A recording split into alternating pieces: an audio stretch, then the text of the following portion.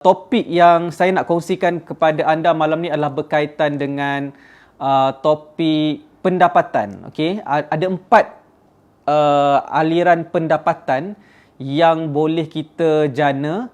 Okey, dan apa yang saya kongsikan pada anda malam ni adalah apa yang dikongsikan oleh salah seorang mentor kewangan yang terkenal juga. Okey, nama dia adalah Robert T. Kiyosaki, penulis buku Rich Dad Poor Dad. Okay, dan saya percaya ramai orang dekat Malaysia yang mempunyai financial intelligence kita sebut. Kebanyakan mereka membaca buku Rich Dad Poor Dad lah. Okay, so saya sama juga. Saya pun membaca buku Rich Dad Poor Dad di awal saya membina kerjaya saya, masa saya baru start bermula kerjaya saya. Alright, dan buku tu banyak membantulah untuk kita lebih faham tentang konsep konsep membina pendapatan yang baik, okey, supaya kita keluar daripada masalah kewangan. Alright, dan malam ni insya-Allah saya nak kongsikan kepada anda apa yang saya faham tentang 4 sumber pendapatan, okey, based on apa yang Robert T. Kiyosaki kongsikan. Okey, alright. So kalau anda sedang menonton, anda boleh respon dekat ruangan komen. Okay, dan saya harap kita dapat berkongsi-kongsi ilmu lah malam ni. Bukan kata saya pandai sangat, okay, tetapi saya rasa suka, seronok untuk berkongsi sedikit ilmu pengetahuan yang ada ataupun pandangan saya. Mana tahu dengan kita buat sesi live ni, anda mendapat idea macam mana nak jadi orang yang lebih berjaya dari segi kewangan dan juga mungkin dari segi pelaburan. Okey, Muhammad Masni, Assalamualaikum tuan. Waalaikumsalam warahmatullahi. Jumpa lagi. Yes, jumpa lagi. Siapa yang follow saya live petang tadi, okey, kita jumpa lagi kali ni. Okey, alright. Din Samsudin, K Rashidi jelas. Zairi assalam tuan. Waalaikumsalam warahmatullahi. Lindawati, Assalamualaikum TNM dan sahabat semua. ABD is watching. Nanau is watching. Muhammad Adnin jelas. Farid Trader is watching. K Rashidi baru habis tengok live DDNK. Sambung TNM terbaik Maha Guru Saham. Okey, terima kasih. Norita is watching. Samsi Jamil, Mawar Abbas, Raziah Abbas is watching. Cempaka Kuning, Assalamualaikum. Waalaikumsalam. Muhammad Khairi is watching. Kamal Musa, Muhammad Anin setuju coach. Setuju pasal apa tu? Apa yang dipersetujui tu? Okey, Tuan Sarazak, ni pun salah seorang student saya juga ni. Okey, Muhammad Khairi salam, Ali Basri, Assalamualaikum Tuan Nizam. Waalaikumsalam warahmatullahi. Selamat malam. Okey, so dah klik button share ke belum ni? Okey, kalau anda sedang menonton, make sure anda klik button share, share ke wall Facebook anda, share ke grup-grup yang anda join, dan ajak lebih ramai lagi rakan-rakan anda untuk follow sesi live saya pada malam ni. Okey, alright. So malam ni special sikit sebab saya ada whiteboard bersama dengan saya. Jadi kita akan melukis-lukis sikit malam ni. So saya nak share dengan anda tentang dia sebenarnya nama dia cash flow quadrant. Okay, tapi mungkin orang tak faham sangat kot apa tu cash flow quadrant. Okay, jadi saya just share dengan anda cara yang mudah untuk kita bincangkan dekat sini adalah 4 aliran pendapatan. Okey, so dari manakah 4 aliran pendapatan yang kita boleh jana lah. Okey, ada 4 cara untuk kita membina pendapatan. Okey, dan secara relatifnya adalah, okey, apa yang bestnya, saya mengamalkan ilmu yang dipelajari ini, dan sebab tu saya nak share dengan anda apa yang disebutkan oleh Robert T. Kiyosaki yang saya sendiri implement. So saya bercakap ni bukan based on teori, tapi based on apa yang saya buat. Okay, so hopefully ianya lebih mudah difahami lah. Okay, jadi kalau kita belajar dengan Robert T. Kiyosaki dalam buku dia, okay, ada 4 cash flow quadrant ni, ada 4 lah quadrant. Okay, dia ada E adalah employee, okay, ataupun kita sebut pekerja. Okay, kemudian kita ada S. S tu adalah self-employed. Okay, maksudnya kerja sendiri. Okay, kerja sendiri, self-employed. Kemudian kita ada B, business owner. Okay, dan juga I, investor. Okay, so ni kita sebut dia ESBI cash flow quadrant lah yang diperkenalkan oleh Robert T. Kiyosaki. So saya just nak berkongsi dengan anda malam ni tentang perkara ni, okay, di mana ramai orang dekat Malaysia, okay, ramai orang kat Malaysia, dia majority kita adalah bermula dengan E lah. Okay, of course kita pergi sekolah, kita belajar dekat college, lepas tu kita masuk universiti. Jadi bila kita dapat diploma ataupun degree ni, kita akan mencari kerja lah. Jadi biasanya kita akan bermula dekat E employee, pekerja. Okay, so sama juga macam saya bermula juga dengan bekerja. So pada tahun 2012 saya bekerja sebagai seorang pegawai farmasi. Jadi saya bermula di sinilah. Saya bermula di sini, okey. Jadi best ke tak jadi seorang pekerja? Apa yang best tentang menjadi seorang pekerja adalah kita akan dapat income setiap bulan. So setiap bulan kita akan dapat. Kalau gaji kita RM2,000, okay, so bulan ni dapat, nanti kerja lagi, bulan depan akan dapat lagi. Bulan depan akan dapat lagi, bulan depan akan dapat lagi.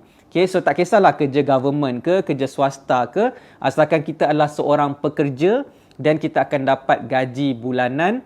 Okay, dan kita akan ada pendapatan, maksudnya stream of income yang stabil lah basically.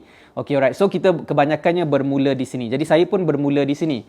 Okay, tetapi ada masalah. Ada masalah di mana pada awal tahun saya bermula dalam kerjaya saya sebagai pegawai farmasi tu, saya rasa struggle di tempat kerja di mana rupanya saya tak berapa minat dengan kerjaya saya sebagai farmasis. Okay, dan dalam bidang kesihatan ni bukan jiwa saya lah. Okay, so saya ada struggle pada waktu tu, which is yalah, kita belajar dalam bidang kesihatan ni ataupun dalam bidang perubatan ataupun farmasi ni sebab nak memenuhi impian ibu bapa kita untuk jadi seorang doktor ataupun pegawai farmasi, bekerja dekat hospital lah. Okay, so itu adalah selalunya lah, okay, macam being an Asian punya upbringing ataupun orang Malaysia, kebanyakannya ibu bapa nak anak-anak dia kerja yang bagus-bagus lah. Okay, salah satunya kerja adalah doktor, peguam ke, lawyer ke. Okay, jadi itu adalah kira kita sebut macam adat dalam masyarakat lah. Okay, so anak-anak dibesarkan untuk jadi professional. Okay, which is bagus. Bukannya tak bagus. Okay, cuma bila anak-anak tu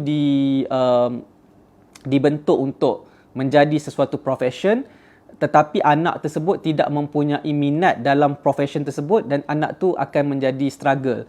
Dia akan struggle dengan dia punya kerjaya dia. Itu yang terjadi juga kepada saya, which is bila saya rasa struggle dekat tempat kerja, saya rasa itu bukan benda yang saya nak buat. Saya tak ada passion, menyebabkan saya mencari diri saya. Okay, so siapa yang follow kelas saya selalu ceritakan macam mana saya boleh terjebak dalam dunia pelaburan saham dan bisnes. Semuanya sebab bermula daripada kisah saya rasa struggle dekat tempat kerja lah.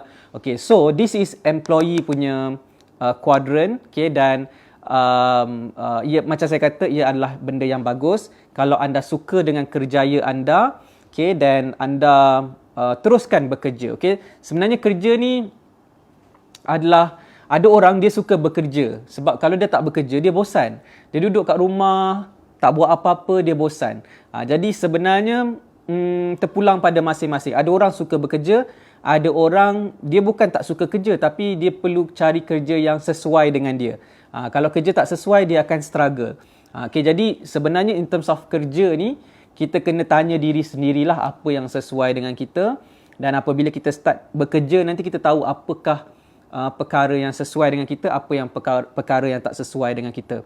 Okay, so that's the challenge yang ada di kuadran E ni, iaitu employee.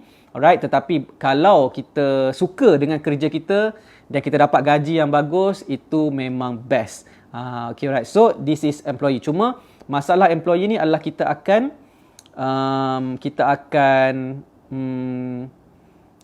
gantikan pendapatan kita tu dengan masa. Maksudnya kita akan spend banyak masa kita dekat tempat kerja, Okay, setiap hari pergi kerja kan, almost every day pergi kerja dari pagi sampai ke petang. Kadang-kadang ada yang kerja sampai ke malam. Okay, jadi most of our time sebenarnya terperangkap dalam kerjaya. Okay, so this is employee lah. Okay, dan kebanyakan orang Malaysia hanya tahu E sahaja. Kalau nak bina pendapatan, bekerja sahajalah. Okay, tetapi dia ada next quadrant apabila employee ni. Quadrant yang seterusnya adalah S. S adalah apa? S adalah self-employed. Self-employed maksudnya kerja sendiri. Dia tak bekerja dengan orang. Kalau E ni bekerja ada bos. Self-employed dia tak ada bos tapi dia kena bekerja. Dia bekerja sendirilah.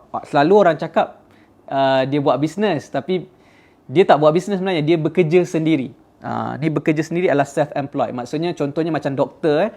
Doktor kalau kerja government dia adalah employee. Tapi kalau doktor tu dia resign dan dia kerja dengan dia buka klinik dia sendiri. Okay, jadi dia juga yang kena kerja. Jadi itu memanglah bisnes dia, tetapi kita sebut terma dia adalah self-employed. Dia bekerja sendiri, okay? Bukannya memiliki bisnes tersebut lah, bukan business owner lah kita sebut. Okay? Alright, so self-employed ni adalah ramai juga dekat Malaysia. Okay, apabila banyak seminar-seminar tentang bisnes semakin popular di Malaysia sejak tahun 2010-2011. Okay, jadi ramai orang yang nak menceburkan diri dalam dunia perniagaan dan mereka bermula dengan self-employed. Okay, dan ada juga orang yang buat kerja, dia mempunyai kerjaya tetapi dia buat part-time business. Jadi kebanyakannya employee dan juga self-employed. So ini adalah flow dia macam mana kita membina pendapatan. Okay, so boleh bekerja dan juga boleh bekerja sendiri. Okay, so kita buat bisnes tapi kita bekerja lah. Okay, which is bagus juga, tetapi sama juga macam E ni, kita akan mengambil banyak masa sebab kita bekerja juga dan kita kena manage the business. Jadi masa adalah sesuatu perkara yang menjadi isu lah dekat sini. So orang yang buat bisnes kebanyakannya adalah mungkin dia akan buat lebih banyak duit berbanding dengan orang yang dekat E, tetapi dia punya masa dia lagi terikat dengan bisnes tersebut. Jadi sampai dia tak boleh nak bercuti, sampai dia tak boleh nak sakit. Kalau dia sakit nanti bisnes dia tak berjalan. So ini masalah kepada orang yang di self-employed. Okay, alright, so next adalah kita pergi ke next step adalah B. Nampak ke ni? Saya punya whiteboard ni. So B ni adalah business owner. Business owner adalah kuadran di yang atas ni, B, business owner. Business owner pula beza dengan self-employed adalah business owner dia tidak bekerja macam self-employed. Business owner adalah dia hire team dia untuk bekerja bagi pihak dia, alright, dan dia hanyalah manage dari atas sahaja. So dia berada out of the money dan ada tim yang akan uruskan bisnes tersebut. Itu adalah level business owner. Dan inilah sebenarnya bisnes yang sebenar. Bisnes yang sebenar adalah kita bukan buat kerja, bukan operate, tetapi kita berfikir macam mana nak grow the business. Okay, grow the business. Okay, right. So basically business owner ni adalah orang yang selalunya successful, alright, dan kebanyakan orang yang berjaya di luar sana dia dekat level business ni. Dia ada business. Dia own a business lah basically. Okay, alright. So dekat Malaysia ada orang juga yang level business owner ni, dan ada orang juga dia ingat dia business owner tapi sebenarnya dia adalah self-employed. Okay, alright. So that's the problem. Okay, Zaiham Mat Sidik, Assalamualaikum. Waalaikumsalam warahmatullahi. Betul-betul self-employed masa betul-betul limited. Betul tu. Okay, alright. Zahari Rafai, Alidin Abdul Hamid, terima kasih kerana menonton secara live. Okey, sambil anda mendengar sesi perkongsian saya, anda klik like kat sini. Klik like banyak-banyak dekat sini. Okey, dan juga klik button love. Kalau anda suka dengan apa yang saya kongsikan, sesi live saya ni, anda rasa seronok, rasa best, klik love untuk saya. So ada orang dia dekat saya bila kita tengok live tu, like tu kan. Okay, ada orang dekat like dan ada orang dekat love. Dekat love tu special sikit. Okay, bagi saya special sikit. Okay, alright. Afiah Haja Ahmad, terima kasih komen love. Alright, Fakrul Razi Muhammad is watching. K. Rashidi, saya dah pernah dengar Robert Kiyosaki explain, tapi TNM lagi lebih faham. Terbaik TNM. Alright, terima kasih. Takkanlah Robert Kiyosaki saya lebih baik pula daripada Robert Kiyosaki kan. Ni kan ilmu Robert Kiyosaki kan. Saya cuma share based on apa yang saya faham lah. Okay. Terima kasih atas komen yang sangat-sangat baik. Okay. Alright. So tapi masalahnya tolonglah bantu saya untuk klik button share. Okay. Mungkin apa yang saya kongsikan ni lebih mudah difahami sebab saya cakap dalam bahasa Melayu kan. Jadi apa kata anda klik button share supaya lebih ramai lagi kawan-kawan kita dapat faham tentang aliran pendapatan ni dan juga ataupun kita sebut cash flow quadrant. Okay? Muhammad Masni, Robert tak cakap Melayu. Betul tu. Dan dia cakap bahasa Inggeris, kita tak faham apa dia cakap. That's the problem. Okay? Alright. Okay, so jom kita teruskan. Boleh kita teruskan? Okay, alright. So, jadi kita dah ada 3 dah step ni. Okay, employee, self-employed, business owner dan juga yang terakhir apa ni? Siapa tahu yang terakhir ni apa? Siapa tahu I ni apa yang terakhir? Cuba komen. Siapa yang tahu apakah yang terakhir ni? I. Apakah itu I? Siapa tahu?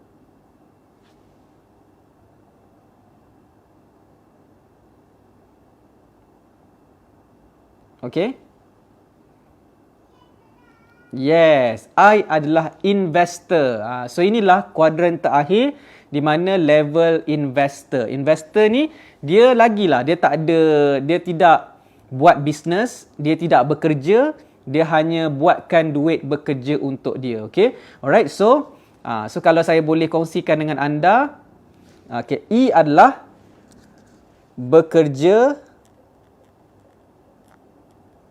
untuk duit. E adalah bekerja untuk duit. Okay. Alright. Yang S ni pun bekerja untuk duit. Bekerja untuk lebih banyak duit. Okay. Bekerja untuk lebih banyak duit. Business owner pula adalah menggerakkan orang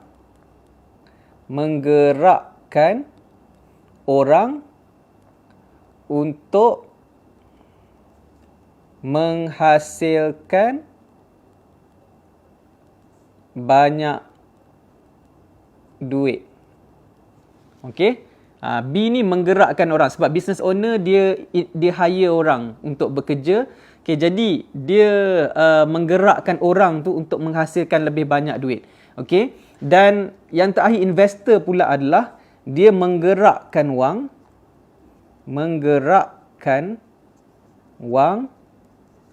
untuk menghasilkan lebih banyak duit lah. Okey, kita pakai duit lah Okey, kita pakai duit lah, menggerakkan duit. Okey, untuk menggerakkan duit untuk menghasilkan lebih banyak duit. Gitu. Okay. Alright. So, that's the idea. Kalau orang E ni dia bekerja untuk dapatkan duit. Okay. Setiap bulan dia akan dapat duit. Alright. Dan kalau self-employed, dia bekerja juga. Okay. Tapi dia dapat lebih banyak duit sebab dia own the business. Okay. Dia bekerja untuk business dia. Okay. Tapi business owner pula, dia menggerakkan orang untuk menghasilkan banyak duit. Jadi, dia punya masa dia dapat bebaskan masa dia. Okay, dan investor pula yang paling best sebab adalah dia menggerakkan duit untuk menghasilkan lebih banyak duit. Okay, jadi investor ni dia tak kisah pasal orang apa semua, dia cuma gerakkan duit je supaya menghasilkan lebih banyak duit. Okay, jadi that's the idea of investor sebenarnya. Dan because of idea ni lah, menggerakkan duit untuk menghasilkan lebih banyak duit jugalah, ramai orang sebenarnya dia tidak ada ilmu tentang pelaburan. Okay, menyebabkan dia ingat pelaburan ni adalah satu skim cepat kaya. Okay, dan ramai orang yang tidak ada ilmu tentang pelaburan terjebak dengan skim pelaburan yang menipu dekat luar sana sebab mereka menggunakan terma-terma yang menarik orang untuk terlibat dalam skim pelaburan yang menipu. So that's the idea lah bagi saya, okay, di mana investor ni memerlukan ilmu. Okey, semua kuadran ni, okey, dekat sini perlukan ilmu. Nak kerja kena ada ilmu. Okey, nak bekerja sendiri pun kena ada ilmu juga. Okey, nak buat bisnes pun kena ada ilmu. Okey, dan nak jadi investor pun kena ada ilmu juga. Semua tempat ni kena ada ilmu dia.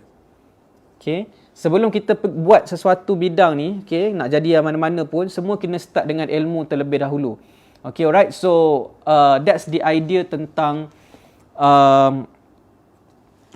ilmu ni lah. Okay, ilmu ni kita kena belajar. Kalau nak buat bisnes kena dapatkan ilmu, nak jadi investor kena dapat ilmu. Okay, so sama juga saya masa saya bermula dulu dalam kerjaya saya pada tahun 2012. Okay, so isu saya adalah saya tak berapa minat dengan kerjaya saya. Okay, which is contoh ni mungkin tak berapa baik lah. Okay, saya harap anda semua suka dengan kerjaya anda ketika anda sekarang sedang bekerja. Okay, tetapi macam saya, dari awal saya rasa struggle dekat tempat kerja sebab saya masuk ke satu bidang yang sebenarnya bukan minat saya. Dan saya cuma tahu benda tu bila saya start masuk ke alam pekerjaan. Masa saya zaman belajar, saya tak tahu pun bidang ni sesuai dengan saya ataupun tidak. Masa tu sebab alam belajar dengan alam pekerjaan tak sama kan. Okay, jadi bila dah start kerja baru tahu, oh macam ni rupanya kerja dalam bidang kesihatan, dalam bidang farmasi. Okay, jadi so saya tidak saya tidak ada minat dan passion dalam bidang kesihatan, menyebabkan saya mencari diri saya yang sebenar. Okay? Jadi sebab itulah saya mula banyak belajar, saya pergi baca buku, saya pergi attend seminar, alright, dan saya belajar tentang business, saya belajar tentang investment, okay, dan sehinggalah saya dapat menguasai ilmu-ilmu dalam business dan juga investment. Okay, dan dari situlah saya dapat kembangkan aliran pendapatan, okay, sehinggalah sekarang. Okay, jadi kebanyakan orang, okay, yang saya jumpa jugalah, okay, kebanyakan orang yang bekerja adalah, okay, ada orang yang dia minat bisnes sendiri dan juga membuat bisnes. Sebab tu ada orang resign dan buat bisnes. Okay, tetapi ada orang yang saya jumpa, dia kata dia memang tak minat bisnes. Dia memang anti bisnes. Okay, dia tak suka bisnes, bekerja sendiri dia tak berapa suka, dan bisnes pun dia tak berapa suka. Okay, so orang macam ni ada. Okay, ada orang yang dia, sebab apa tahu? Sebab bisnes ni melibatkan kita kena jual sesuatu kepada orang.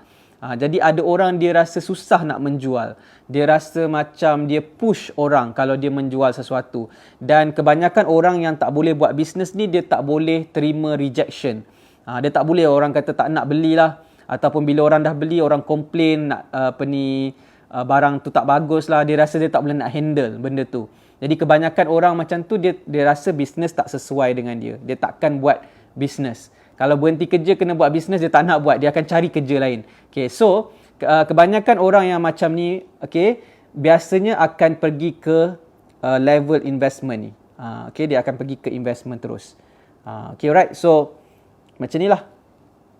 Dia akan pergi ke level investment, okay, which is dia tak buat self-employed dan juga business owner. Okay, dia akan buat E dan juga I sahaja. Okay, so bila dia buat E dan I, okay, jadi dia akan masih bekerja, tapi dalam masa yang sama dia buat konsep save and invest. Dia dapat gaji tu, dia simpan sedikit gaji dia untuk tujuan pelaburan. Okay, so macam itulah juga masa saya bermula pun saya buat macam tu juga, which is gaji saya tu saya simpan sebahagian yang besar untuk saya gunakan untuk tujuan pelaburan. Okay, so that's benda yang orang yang bekerja boleh juga berjaya ataupun tambah saluran pendapatan dia dengan membuat investment atau membuat pelaburan lah. Okay, so macam saya, okay, masa saya kerja dulu, okay, so saya dah start melabur dalam hartanah, and then bila tahun 2014 saya kenal pelaburan saham, dan saya fokus kepada pelaburan saham. Okay, alright, so that's the idea lah tentang bagaimana saya grow dari segi kewangan dan juga pelaburan. Okay, dan bukanlah nak kata bagus sangat, tetapi saya just nak share dengan anda apa yang saya lalui, Okay, dan ini adalah hasil daripada apa yang saya belajar daripada mentor-mentor saya, dan saya nak share dengan anda, okay, macam mana untuk kita mempunyai kewangan yang baik walaupun kita ni orang biasa, kita ni bukan orang terkenal, kita bukannya ada bisnes gempak-gempak ke apa, kita boleh juga berjaya dari segi kewangan sekiranya kita belajar tentang kewangan. Kita fahamkan dulu aliran pendapatan pelbagai. Saya sebelum ni saya pernah cakap pasal multiple sources of income. Jadi inilah juga salah satu bentuk multiple sources of income lah. Okay, jadi kebanyakannya dia akan bermain di area sini. Okay, right. So far boleh faham tak apa yang saya kongsikan? Okay, right. Kalau faham, cuba komen faham dulu dekat ruangan komen. Okay, right. Kita malam ni cerita pasal topik kewangan sikit lah. Sebab saya rasa this is important. Sebab kita nak invest, tapi kita tak faham apa yang kita buat, kenapa kita buat benda ni, then it's going to be a problem juga. Ustaz Ilin Aminin, faham coach? Ada yang Ustaz Ilin, ingatkan tak ada malam ni. Terima kasih kerana join secara live. Okay, Jaafar Omar is watching. Ali Basri faham dan jelas. Amir Hamzah faham. Irnizam Isa faham. Okay, right. Ilin Aminin, menarik merenung isi kandungan your talk. Okay, right. Terima kasih. Okay, alright. So that's the idea. Okay, apa yang saya nak sampaikan kepada anda adalah it's about multiple sources of income. Kita sekarang berada di satu zaman yang sekiranya kita bergantung kepada satu sumber pendapatan sahaja, kita akan sukar untuk cope dengan kenaikan kos sara hidup. Jadi kita kena tahulah apakah jenis-jenis pendapatan yang kita boleh buat. Okay, dan kita nak kena tengok juga kesesuaian dengan diri kita lah. Macam saya cakap, ada orang memang dia tak sesuai buat bisnes. Kalau dia buat bisnes, dia akan buang masa dia banyak. Okay, dan dia akan gagal dengan lebih cepat lagi kalau dia buat bisnes. Okay, itu kebanyakan orang sebab dia tak ada ilmu. Ada orang dia bukan tak bagus buat bisnes, cuma dia tak ada ilmu. Jadi bila dia pergi belajar dan dia implement apa yang dia belajar, dia boleh buat bisnes dengan bagus juga. So depends kepada masing-masing sebab semua orang tak sama. Okay, bukannya semua orang boleh buat benda yang sama. Tapi saya nak share dengan anda masa saya zaman belajar. Macam mana saya membina pendapatan saya ketika waktu saya zaman college dulu. Okay, waktu saya di college university lagi, saya dah start menjana pendapatan. Okay, berapa ramai daripada anda nak saya share pengalaman saya?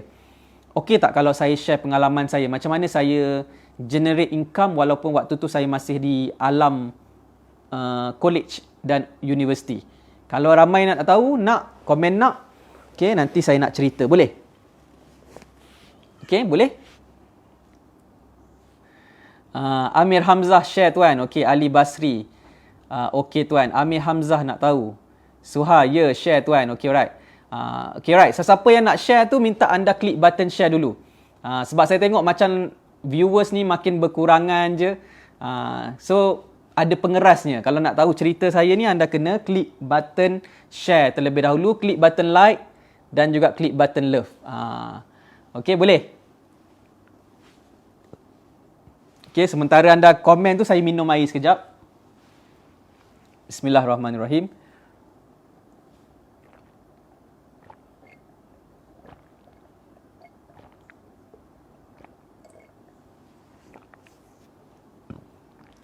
Kami Sahman pun ada juga.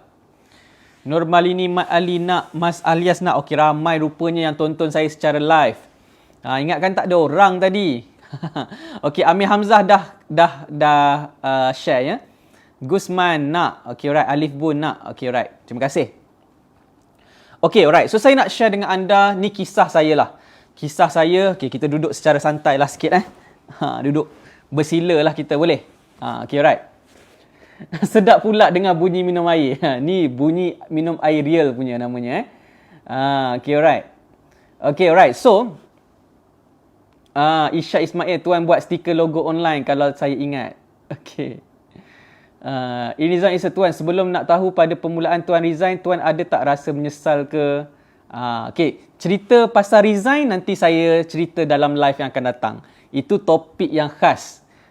Kalau nak tahu macam mana pengalaman saya resign daripada kerjaya saya, apa yang berlaku pada saya, dalam 3 bulan yang pertama, okay, nanti saya akan ceritakan dalam sesi-sesi live yang akan datang. So ada banyak cerita sebenarnya, kisah pengalaman hidup saya ni yang saya nak kongsikan dengan lebih ramai orang. Okay, mana tahu kisah saya ni dapat memberi inspirasi dan juga semangat kepada anda. Okay, so nanti topik yang pasal saya resign ni, nanti saya akan cerita dalam sesi live yang akan datang. Okay, so jangan ketinggalan untuk menonton sesi live saya yang akan datang. Okay, alright, so berbalik kepada cerita macam mana saya membina pendapatan pada waktu saya masih lagi di alam belajar. Ketika tu saya di universiti lah, college university dalam bidang degree farmasi. Saya belajar dalam bidang degree farmasi. Ini adalah pada tahun 2009-2010. Masa tu saya tahun kedua, tahun ketiga macam tu lah. Okay, jadi saya belajar di sebuah sekolah, saya belajar di sebuah universiti swasta, okay, di IPTS, Institut Pengajian Tinggi Swasta di Cyberjaya. Okay, so saya belajar di college tersebut di Cyberjaya dalam bidang farmasi. Okay, dan Cyberjaya ni adalah satu kawasan yang mahal lah. Semuanya mahal, makanan mahal. Okay, dan pada waktu tu juga, okay, trend dekat IPTS ni kebanyakannya yang datang ke college ni adalah mereka yang ialah orang muda kan. Jadi trend pada waktu tu adalah ada kamera DSLR. Okay, kamera DSLR. Okay, so kamera DSLR tu kamera yang hitam tu, yang bulky tu kan. Jadi kalau kita ambil gambar tu memang lawa lah kan. Dia very sharp, okay, dan dia boleh bokeh kat belakang. Lepas tu dia, kalau kita melompat, dia boleh tangkap. Dia static masa kita tengah lompat. Okay, jadi masa tu tengah trending tau DSLR kamera. Okay, dan harga dia lebih kurang RM1,000 lebih macam tu lah. Okay, untuk kamera Canon ataupun Nikon pada waktu tu. Okay, jadi nak dijadikan cerita, disebabkan ramai orang kawan-kawan saya ada kamera tu, okay, kita pun rasa teringin lah nak ada kamera tu juga. Okay, walaupun saya ni bukanlah fotografer, saya ni tak reti apa-apa kan pasal fotografi. Tapi disebabkan tengok orang, okay, bawa kamera dia letak dekat dada macam ni kan. Lepas tu ambil gambar, rule of third lah macam-macam kan. Jadi kita pun rasa macam, wah menariknya kan kalau ada juga benda tu kan. Jadi tak pasal-pasal saya pun rasa nak memiliki jugalah kamera DSLR tu. Okay, so tapi barang harga RM1,000 lebih kan. Okay, saya segan lah kalau nak minta dengan mak ayah saya. Jadi saya fikir macam mana saya nak buat supaya saya dapat beli juga benda tu. Okay, so masa tu saya terfikirlah untuk buat duit di internet. Okay, dan masa tu saya memang banyak belajar tentang perniagaan online ataupun online marketing. Okay, dan salah satu idola saya pada waktu tu adalah Irfan Khairi. Irfan Khairi, jutawan internet. Okay, so Irfan Khairi ni adalah, saya tak tahulah anda kenal ke tak, tapi saya rasa dia agak famous jugalah. Okay, Irfan Khairi adalah mentor saya. Saya memang belajar berdepan dengan dia. Okay, dan saya ada gambar juga dengan Irfan Khairi. Okay, pada tahun 2009-2010 tu saya banyak attend Irfan Khairi punya kelas. Okay, dan saya belajarlah macam mana nak buat duit di internet. Okay, selain tu saya pernah join satu workshop, nama dia workshop Raja Lelong. Workshop Raja Lelong. Okay, macam mana nak menjual menggunakan portal lelong.com.my. Okay, so masa tu saya pergilah belajar kan. Walaupun saya hakikatnya saya belajar bidang farmasi, tapi saya suka pergi belajar tentang online business, macam mana menjana income daripada internet. Saya banyak terdedah pada waktu tu kan. Okay, dan bila saya belajar dekat seminar-seminar tu, saya terus implement lah apa yang saya belajar. Okay, jadi bila saya implement ilmu tu, iaitu saya start menjual di lelong.com.my, saya start dapat sales. Bila saya dapat sales tu, jadi saya rasa macam, wah best juga ni buat duit dekat internet kan. Jadi saya mulalah menjual baju lah, jual macam-macam dekat internet. Okay, jual barang-barang second hand. sudah. Jangan. Mana duduk lah, Ayah tengah buat live. Tapi mana nak Simpan, simpan? simpan. Okay, alright. So, gitulah dia. Okay, di mana saya start menjual di internet menggunakan platform lelong.com.my. Okay, jadi bila saya menjual tu dekat internet tu, ada banyaklah keadaan yang terjadi di mana saya dapat menjual design. Jual design. Maksudnya saya ni tak pandai Photoshop. Tapi saya cuba Google dan saya tengok masa tu ada orang share macam mana nak buat design banner. Dia, Amanda, tutup pintu. Saya kalau tengah bercakap, tengah live, kalau ada bunyi-bunyi mengganggu, saya akan terganggu sikit. Jadi saya kena senyap sikit. Sebab tu saya sebenarnya tak berapa suka live dekat luar. Kalau live kat luar ada bunyi-bunyi dekat luar tu, saya akan terganggu. Saya nak cakap pun saya macam hilang tumpuan saya. Okay, alright. Jadi, apa yang saya nak katakan adalah dekat sini adalah saya banyak menjual di internet pada waktu tersebut. Okay, dan saya buat pendapatan melalui internet. Okay, dan saya jual design banner, saya jual design website, okay, dan kemudian saya buat macam-macam lah benda dekat internet kan, buat duit dekat internet. Okay, dan saya dapat kumpul a lot of money juga pada waktu tu sehinggalah saya boleh beli kamera DSLR saya sendiri. Okay, saya ingat lagi masa tu saya pergi dekat Alamanda di Putrajaya. Pergi kat satu kedai tu, dia ada offer Canon 1100D macam tu lah.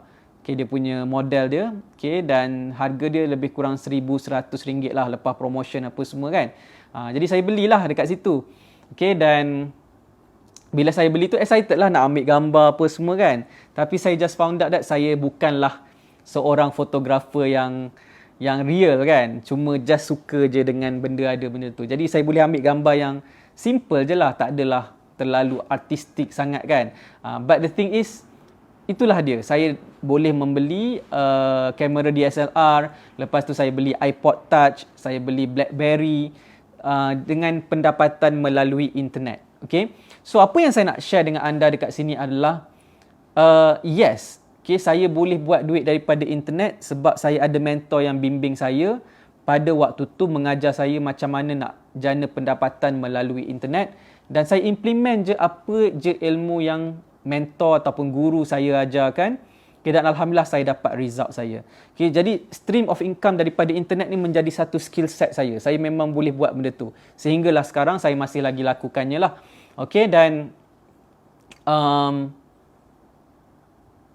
kalau boleh saya katakan ialah dia adalah salah satu dalam self-employed punya income. Sebab saya buat dan saya dapat. Kalau saya tak buat, saya tak dapat lah. Okay, right. So, self-employed punya income lah. Jadi, bila saya kerja, okay, bila saya bekerja sebagai pharmacist, saya ada income dekat sini.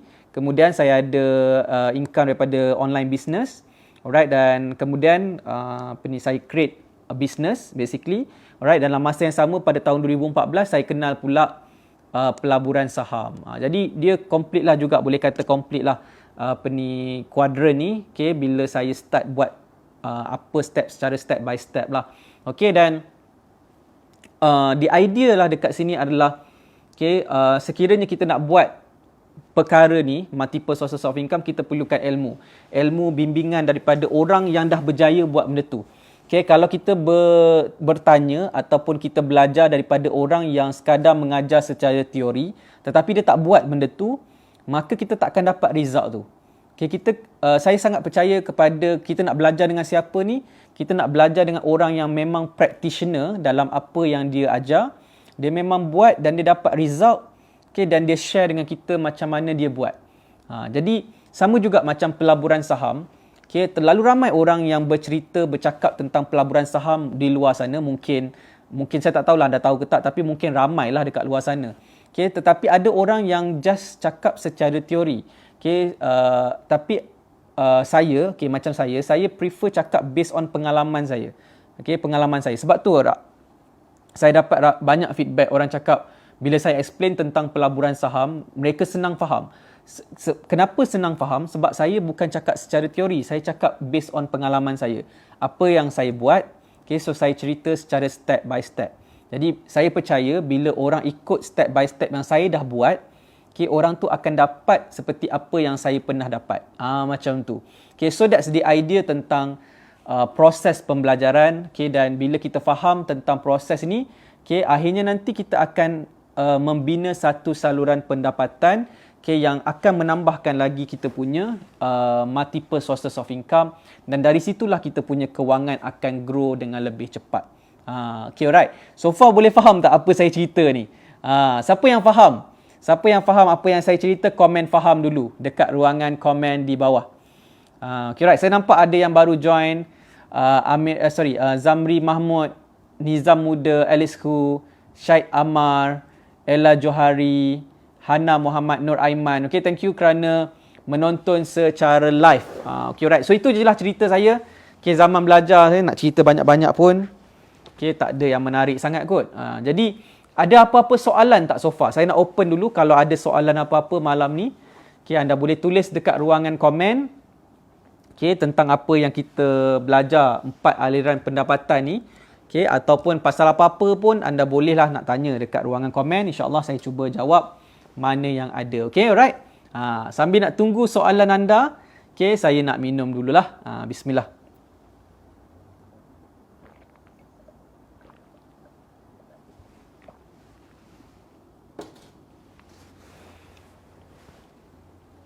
Okey, soalan yang bagus. Adli Dini.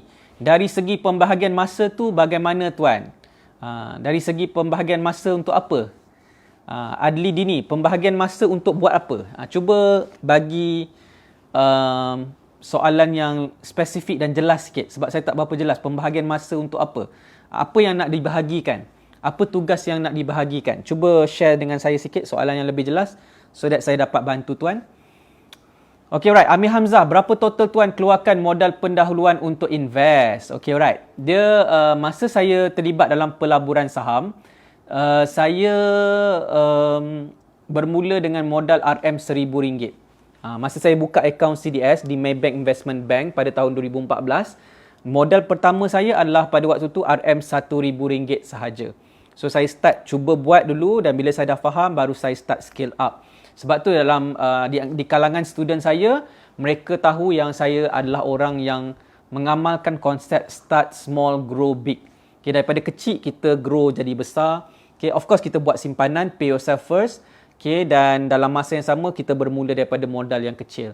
Okay, bukan bermula dengan modal yang besar. Sebab ramai orang fikir nak melabur saham, kena modal yang besar. Untuk mula, tak. Sebenarnya, kita boleh bermula dengan modal yang kecil. Mula dulu dengan modal yang kecil. Tengok dulu kita boleh buat ke tak. Okay, berapa persen kita boleh dapat. Boleh buat 5%, 10%, 20%. Kalau kita tahu dah macam mana caranya, dan baru kita start scale up based on kemahiran dan juga pengetahuan kita. Macam tu. Okay. Alright. Okay. Adli Dini. Sebab buat banyak kerja dalam satu masa. Alright, sebab kebanyakan yang nak buat pelaburan saham mempunyai kerja hakiki. Okay, alright. Soalan yang bagus ya. So, macam mana nak membahagikan masa apabila kita banyak kerja? Ni saya suka soalan ni. Macam mana kita nak optimize masa kita? Okay, alright. So, ada beberapa tips macam mana kita nak menguruskan masa lah. Siapa nak tahu tips menguruskan masa? Okay, so saya nak share ni tips power ni. Okay, alright. So, nombor satu adalah, bila kita nak uruskan masa adalah sebenarnya kita kena fokus buat benda yang penting. Penting sahaja. Dalam hidup kita ni, kita banyak buang masa buat benda yang tak berapa nak penting. Jadi, masa kita akan habis begitu sahaja. Jadi, kita kena tahu prioritize apa yang penting untuk kita fokuskan, okay, dan apa yang tak berapa penting untuk kita tak fokuskan ataupun tak payah buat langsung. Sebab benda ni lah yang ramai orang fail. Dia pergi buat benda yang tak sepatutnya, yang tak penting, dia banyak luangkan masa. Tapi benda yang sepatutnya dia buat, dia tak luangkan masa. Itu masalahnya lah. Okay, alright. So, nombor satu, prioritize. Cuba tulis dekat ruangan komen. Okay, tips untuk jimatkan masa ataupun uruskan masa dengan lebih baik adalah nombor satu, okay, anda kena prioritize. Apa yang penting yang anda perlu fokuskan. Okay, dan anda kena tahu apa benda, barang atau kerja, tugasan yang tak berapa penting yang anda jangan buat. Contohnya main phone banyak sangat, tengok banyak sangat YouTube. Setiap hari berapa jam anda habiskan masa untuk tengok YouTube. Itu adalah perkara yang anda perlu stop. Okay, jadi cara untuk kita optimize masa kita adalah dengan buangkan benda yang tak sepatutnya, fokus kepada benda yang memberikan value kepada anda. Okay? Yes, Amir Hamzah, nombor 1 kena fokuskan kepada benda yang penting. Nombor 2, okay, macam mana kita nak optimize masa kita adalah dengan membuat beberapa perkara dalam masa yang sama. Kita kena belajar untuk multitask. Macam mana nak multitask? Sebagai contoh lah. Saya suka buat contoh ni lah. Kita kena masak air. Kita kena masak air dan kita kena mandi juga. Kita kena buat dua, ataupun kita nak kena basuh baju lah. Basuh baju dan kita kena mandi. So kalau kita buat cara biasa, kita pergi mandi dulu. Mandi dalam mandi setengah jam. Ada orang mandi sampai setengah jam. Lepas dia mandi habis, dia siap mandi dulu. Barulah dia pergi basuh baju. Dia masukkan baju dia dekat dalam mesin basuh. Lepas tu dia tunggu sejam, dia punya baju dia dibasuh, tengok TV. Jadi masa dia akan habis banyak dekat situ. Tapi apa kata, sebelum pergi mandi tu, masukkan dulu barang ataupun baju barang pula. Masukkan baju semua dekat dalam mesin basuh, tekan dia, bagi dia jalan, 1 jam. So masa dia tengah dia run tu, kita pergi mandi. Jadi bila kita pergi mandi, mungkinlah setengah jam, kita mandi siap. So kita just tunggu lagi setengah jam mungkin untuk kita punya baju tu siap. So dalam masa setengah jam ekstra tu kita pergi buat benda-benda lain, sapu sampah ke apa ke, buang sampah ke dan sebagainya. So kita dah buat 2-3 benda dalam satu masa. Dalam masa 1 jam tu kita dah settlekan 2-3 perkara. Ni kita sebut teknik multitasking. Teknik multitasking ni adalah apabila kita boleh slot in beberapa perkara dalam satu-satu masa. Faham tak ni? So itu cara jimatkan masa. So anda kena fikir macam mana kita nak optimize kan kita punya tugas kita ni dalam satu-satu masa. Benda yang kita boleh gunakan teknologi, kita serahkan kepada teknologi. Jangan kita buat sebuah benda dengan tangan kita basically. Alright, so itu tips yang kedua. Tips yang kedua adalah multitask dengan buat beberapa perkara dalam satu masa. Mesti ada cara untuk slot in. Faham ke faham ni? Anda okey tak ni dengan tips yang saya bagi ni? Saya rasa tips ni very important sebenarnya untuk kita jadi lebih efisien. Dalam masa ni sangat berharga. Masa, kalau dah kehilangan masa, kita tak akan dapat lagi. So that's why ni penting sebenarnya. Tapi itulah benda yang penting yang saya share. Ramai orang tak ambil perhatian. Bila kita share secara percuma, orang ambil mudah. Bila kita charge untuk bayar, orang kata mahal pula. Orang kata tak membantu orang. Sebab yang percuma yang saya share ni pun sangat-sangat membantu tapi tak ada orang nak dengar. That's the problem. Alright. So nombor 2 adalah kita multitask dengan siapkan beberapa tugas dalam satu masa. Kena fikir macam mana. Dan yang ketiga, apakah yang ketiga? Tips ketiga ni tips yang power tapi bukan semua orang boleh buat. Tapi kalau anda boleh buat, memang anda hebat.